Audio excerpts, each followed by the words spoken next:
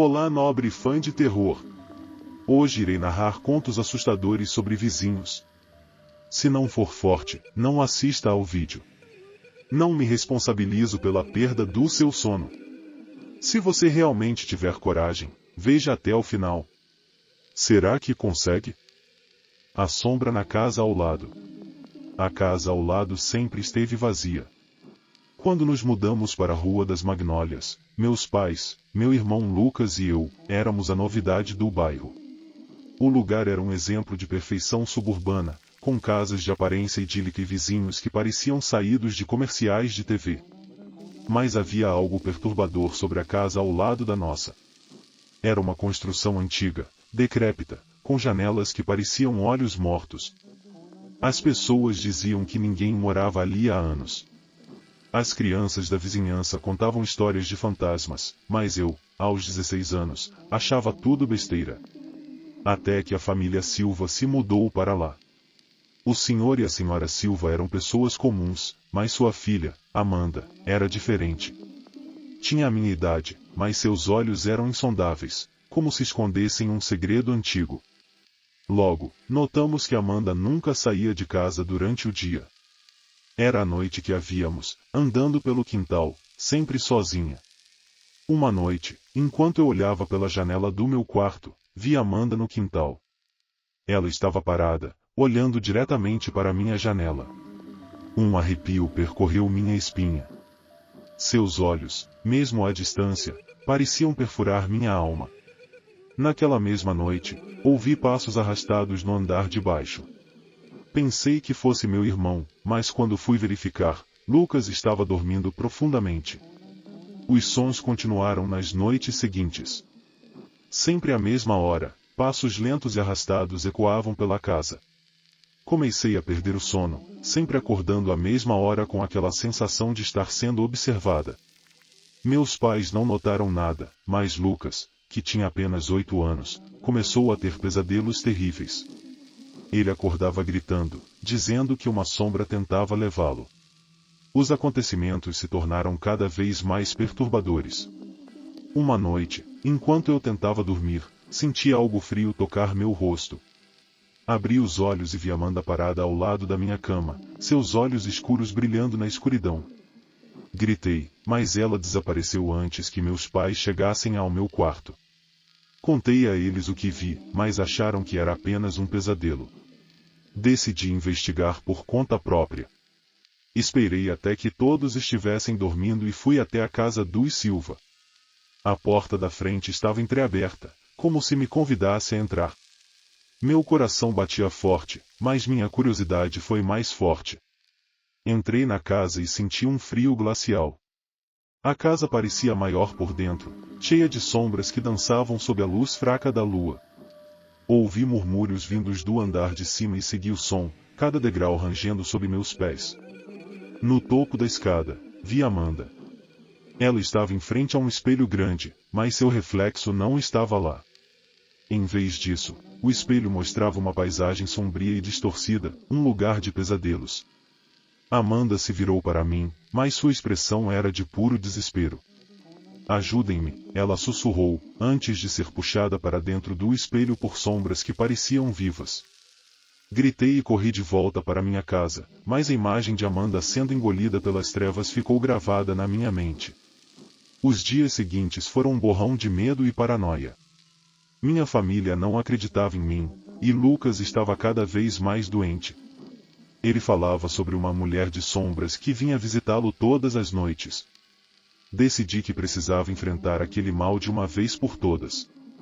Na noite seguinte, esperei até que todos dormissem e fui novamente até a casa dos Silva.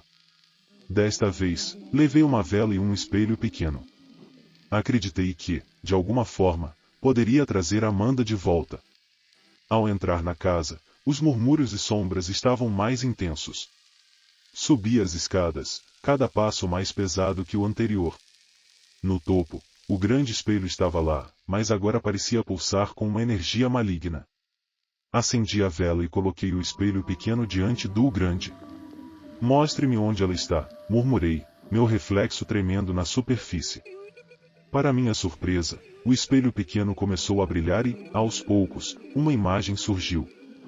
Era Amanda, presa em um lugar de sombras, cercada por figuras distorcidas e horrendas. Ajude-me, sua voz ecoou, fraca e distante. Eu estava prestes a tocar o espelho quando uma mão fria agarrou meu ombro. Virei-me e vi a senhora Silva. Seus olhos estavam vazios, sem vida. Ela sussurrou: "Você não deveria ter vindo." As sombras no espelho começaram a se mexer, estendendo-se em minha direção. Senti o terror puro tomar conta de mim. A senhora Silva segurou meu braço com força sobrenatural, me puxando para o espelho. "Você vai se juntar a ela", disse, a voz agora um sussurro gelado. Lutei com todas as minhas forças, mas as sombras eram implacáveis. O espelho grande se abriu como uma boca faminta, e fui arrastada para dentro dele. O último som que ouvi antes de ser engolida pelas trevas foi o grito desesperado de Lucas, ecoando através do tempo e do espaço. Dentro do espelho, fui confrontada por horrores indescritíveis. As figuras distorcidas eram as almas das vítimas anteriores, presas para sempre em um tormento eterno. Encontrei Amanda, mas ela estava diferente, suas feições agora marcadas pelo desespero e pela resignação. "Não há saída", ela sussurrou, lágrimas correndo pelo rosto. "Estamos presos para sempre."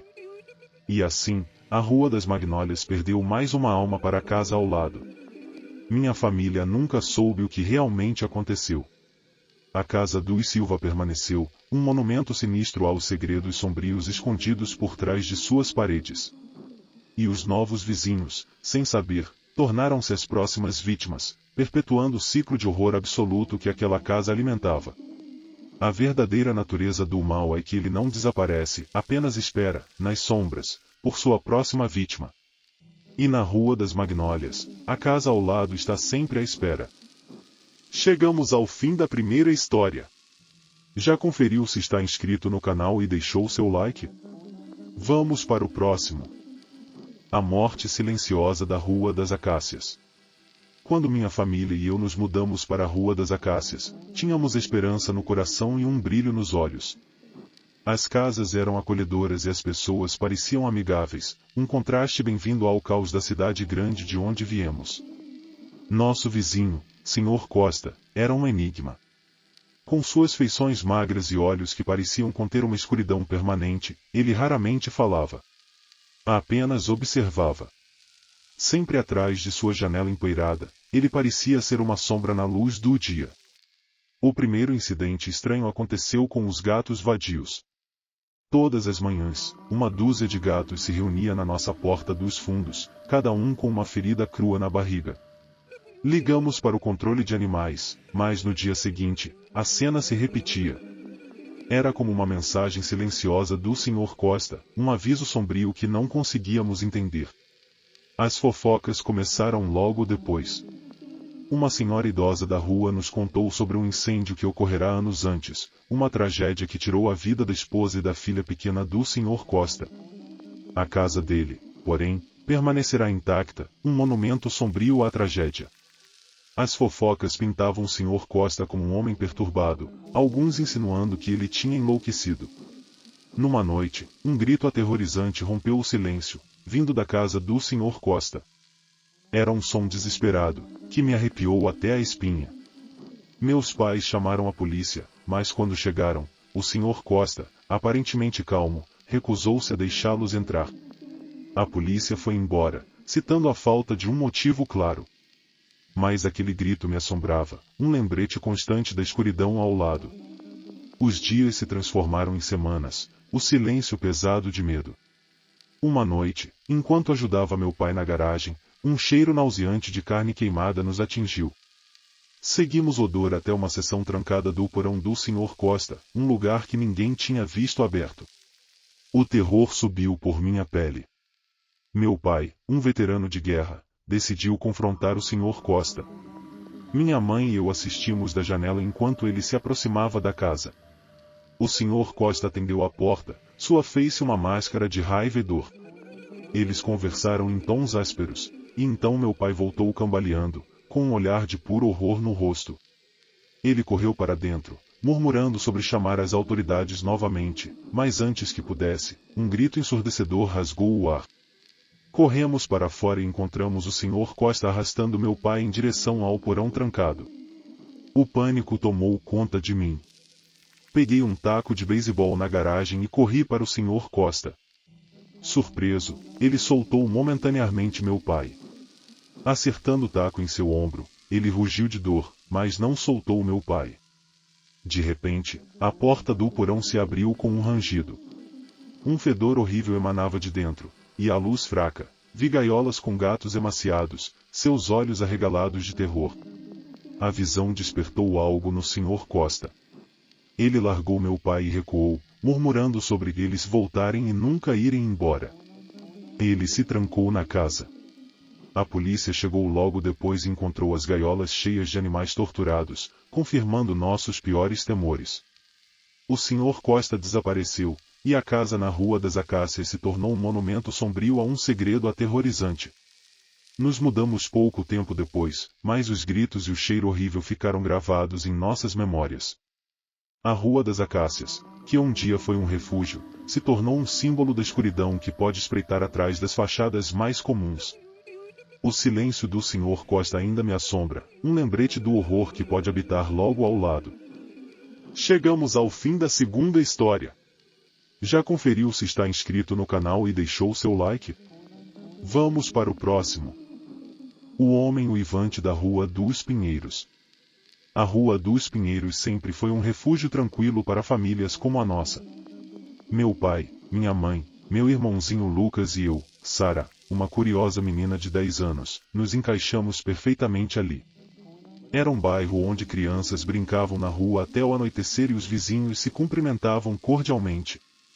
No entanto, essa paz foi destruída com a chegada de um novo morador ao número 13, o Sr. Antunes.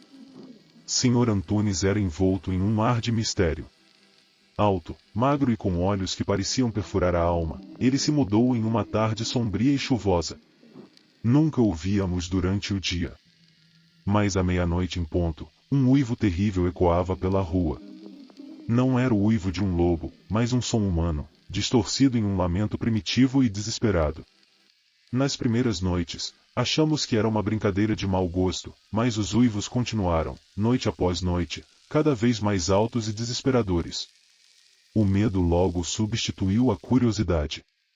O parquinho, antes cheio de risos, ficava vazio ao anoitecer. Meus pais, apesar das tentativas de nos tranquilizar, começaram a mostrar sinais de preocupação. Uma noite, não consegui mais suportar. Lucas dormia profundamente, e meus pais estavam tão absortos em seus pensamentos que não perceberam quando me esgueirei até a janela do meu quarto. A casa do Sr. Antunes estava envolta em sombras, exceto por uma luz bruxuleante no sótão. De repente, o uivo começou, mais próximo do que nunca. Fechei os olhos, meu coração batendo descontrolado. Um estrondo ensurdecedor ressoou da casa do Sr. Antunes, seguido por um silêncio mortal. Aterrorizada, corri de volta para a cama, tentando esquecer o que havia ouvido. Na manhã seguinte, a quietude era ainda mais inquietante. Não havia carros de polícia, nenhuma comoção, como se nada tivesse acontecido. Dias se passaram, os uivos cessaram, mas o silêncio que os substituiu era sufocante. Aos poucos, a normalidade começou a retornar, até que uma tarde, enquanto jogávamos esconde-esconde, me aventurei nos bosques atrás de nossa casa, um lugar proibido pelos meus pais. Caminhei entre os altos pinheiros até encontrar uma cabana em ruínas. Um calafrio percorreu minha espinha, mas a curiosidade venceu o medo. Espiei por uma janela quebrada e vi o interior escuro e empoeirado. A lua iluminava uma jaula improvisada, suas barras torcidas e enferrujadas. E lá estava ele, o Sr. Antunes, reduzido a uma figura esquelética, olhos vazios de esperança encontrando os meus. Um gemido fraco escapou de seus lábios, seguido por um uivo baixo e lastimoso, mais animal do que humano. O terror me impulsionou de volta para casa. Não contei a ninguém sobre a cabana, temendo a verdade que ela poderia revelar. Na manhã seguinte, a polícia invadiu a Rua dos Pinheiros. Encontraram a cabana e o corpo do Sr. Antunes, morto por desnutrição e exposição. Nunca descobriram a causa de seus uivos. A cabana, disseram, era um vestígio de seu passado, um segredo sombrio que ele carregou até o túmulo. Nos mudamos pouco tempo depois. A memória do Sr. Antunes e seus uivos permaneceram comigo, um lembrete sombrio de que, às vezes, os monstros mais aterrorizantes não se escondem na escuridão, mas vivem entre nós, presos em seus próprios demônios. A rotina na Rua dos Pinheiros mudou radicalmente após a morte do Sr. Antunes. Os vizinhos sussurravam histórias horríveis sobre ele, cada uma mais terrível que a outra. Alguns diziam que ele havia sido um cientista louco, outros que era um fugitivo da justiça. Mas o que todos concordavam era que algo terrível havia acontecido naquela casa, algo que ninguém jamais poderia explicar completamente. Minha curiosidade não me deixava em paz. Queria entender o que realmente havia acontecido com o Sr. Antunes. Um dia, quando estava passeando pela rua, encontrei Dona Helena, uma senhora que morava no bairro há décadas. Ela conhecia todas as histórias e segredos do lugar. Aproximei-me dela, hesitante, e perguntei se sabia algo sobre o Sr. Antunes. Ela olhou para mim com olhos cansados e disse, baixinho, o Sr. Antunes não era um homem ruim, mas ele estava atormentado. Algo perseguia, algo que não era deste mundo. Arrepios subiram pela minha espinha. Dona Helena continuou, ele veio para cá para escapar, para se esconder. Mas o que quer que fosse, não o deixou em paz. Ele uivava de dor, uma dor que nenhum de nós poderia entender. Voltei para casa, aquelas palavras ecoando na minha mente. Quem ou o que estava perseguindo o Sr. Antunes? O que poderia causar tamanha angústia? Naquela noite, não consegui dormir. Fiquei olhando para o teto, pensando no Sr. Antunes e nos uivos que costumavam aterrorizar a rua. Peguei um caderno e comecei a escrever tudo o que sabia, tentando juntar as peças do quebra-cabeça. As palavras de Dona Helena continuavam a ecoar em minha cabeça e algo que não era deste mundo. Dias depois, enquanto estava na biblioteca da escola, encontrei um livro antigo sobre lendas urbanas e fenômenos paranormais. Folheei as páginas, cada uma contando histórias de assombrações, maldições e criaturas indescritíveis. Em um capítulo sobre entidades assombradas, encontrei uma descrição que me arrepiou, e às vezes, almas perturbadas são perseguidas por demônios internos, presenças malignas que se alimentam de seu desespero e dor, forçando-os a gritar em agonia. O Sr. Antunes estava sendo perseguido por algo assim? Algo além da nossa compreensão? A curiosidade me levou de volta à cabana. Desta vez, fui com um pouco mais de coragem e uma lanterna. Ao entrar, o cheiro de mofo e decadência era avassalador. A jaula estava lá, como eu lembrava, mas havia algo mais. No canto da sala, encontrei um diário, coberto de poeira e quase desintegrado. Folheando as páginas frágeis, descobri os pensamentos mais profundos do Sr. Antunes. Ele falava sobre um espírito sombrio que o assombrava, um ser que ele havia encontrado em uma viagem ao exterior. Descrevia noites de tormento, com a entidade invadindo seus sonhos e transformando sua vida em um pesadelo constante. Ele tentou fugir, mas não importava para onde fosse, o espírito o encontrava, atormentando-o até ele gritar de dor. Fechei o diário, o coração batendo forte. O Sr. Antunes não era louco, ele estava preso em um pesadelo vivo, algo que ninguém deveria ter que suportar. Aquela noite, os uivos ecoaram na minha mente enquanto eu tentava dormir. O medo de que algo assim pudesse acontecer novamente me manteve acordada, a mente presa nos horrores que o Sr. Antunes havia descrito. Nos mudamos pouco tempo depois, mas a memória da Rua dos Pinheiros e do Sr. Antunes nunca me deixou. A lembrança dos uivos, da cabana e do diário tornou-se um lembrete sombrio de que o mal pode espreitar em qualquer lugar, até mesmo nas ruas mais pacíficas. E às vezes, os gritos de agonia que ouvimos à noite não são apenas frutos de nossa imaginação, mas ecos de um tormento muito real e muito assustador. Chegamos ao final do terceiro conto. Já conferiu se está inscrito no canal e deixou seu like? O último conto começa agora. O Homem Sorridente da Rua dos Ipês. A rua dos Ipês era o retrato perfeito da tranquilidade suburbana. Cercada por cercas brancas impecáveis, gramados bem cuidados e rostos amigáveis, era o lugar onde minha família, meu pai, minha mãe e eu, Carolina, uma adolescente curiosa de 16 anos, se sentia em casa. Essa paz, no entanto, foi perturbada com a chegada dos Evans na casa ao lado. O Sr. Evans era um homem esguio, sempre com um sorriso congelado no rosto. Era um sorriso que nunca alcançava os olhos, e isso me dava arrepios. A Sra. Evans, por outro lado, nunca foi vista. Os boatos começaram a circular pela vizinhança. Dona Maria, que morava do outro lado da rua, mencionou ter visto mantimentos sendo entregues, mas nunca viu a Sra. Evans recebendo-os. Isso alimentou uma suspeita inquietante que começou a me consumir. A primeira estranheza veio com a música. Todas as noites, precisamente às 3 da manhã, uma melodia assombrosa saía da casa dos Evans. Não era alta, mas a melodia triste e repetitiva de uma caixinha de música enferrujada arrepiava minha espinha. Dormir se tornou um luxo raro. Os sons noturnos transformaram minha vida em um estado constante de alerta e medo. Logo depois, veio o som de escavações. Tarde da noite, o ritmo constante de uma pá batendo no solo ecoava pela rua silenciosa. Meus pais atribuíram isso a reformas, mas a preocupação em seus olhos revelava outra história. Uma noite, movida pela curiosidade mórbida e pela falta de sono, decidi investigar. Saí furtivamente pela janela do meu quarto, e a lua lançou sombras longas e assustadoras sobre a paisagem. Espiei por uma brecha na cerca dos Evans e vi o Sr. Evans cavando no quintal. Seu rosto parecia grotesco à luz da lua, o sorriso agora um esgar sinistro. O pânico tomou conta de mim, e ao recuar, derrubei um vaso de flores. O Sr. Evans congelou, seu sorriso vacilando pela primeira vez. Seus olhos frios e calculistas encontraram os meus. Um medo primal me dominou, e corri de volta para minha casa, o coração disparado. Na manhã seguinte, o buraco no quintal estava fechado. Não havia vestígios dos eventos da noite anterior, como se tivesse sido um pesadelo. Mas o medo persistiu, se enraizando mais profundamente na minha mente. E então, a música parou. Aquele silêncio era ainda pior do que a melodia assustadora.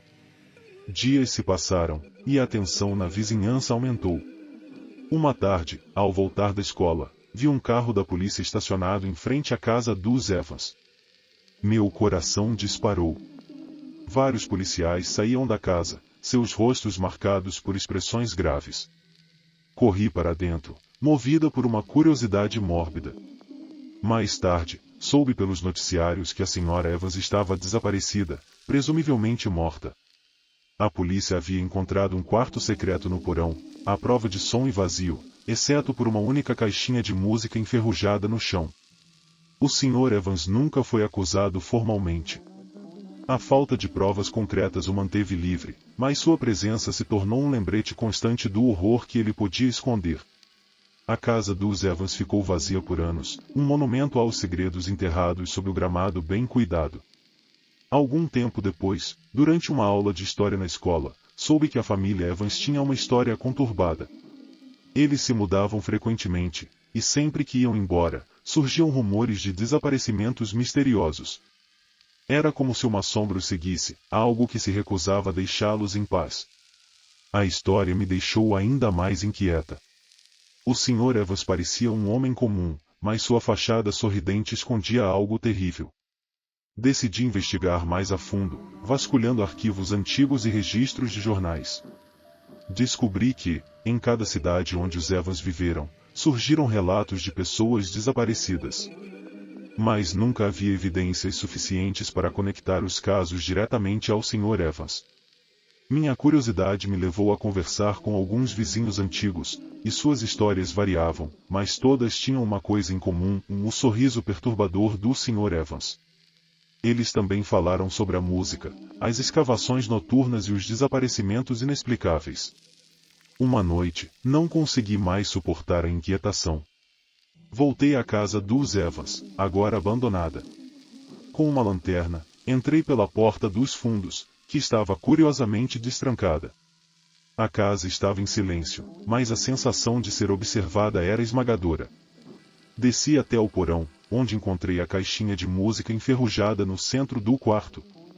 Quando a toquei, uma melodia assombrosa preencheu o ar, e senti um frio glacial. Enquanto a música tocava, percebi algo riscado nas paredes do porão, palavras desesperadas, quase ilegíveis. Ajude-me, não consigo escapar. Ele sorri, mas seus olhos são frios. Meu coração disparou, e desliguei a caixinha de música. Mas o silêncio que se seguiu foi ainda mais aterrorizante. De repente, ouvi passos acima de mim. Apaguei a lanterna e me escondi no canto do quarto. O medo era paralisante.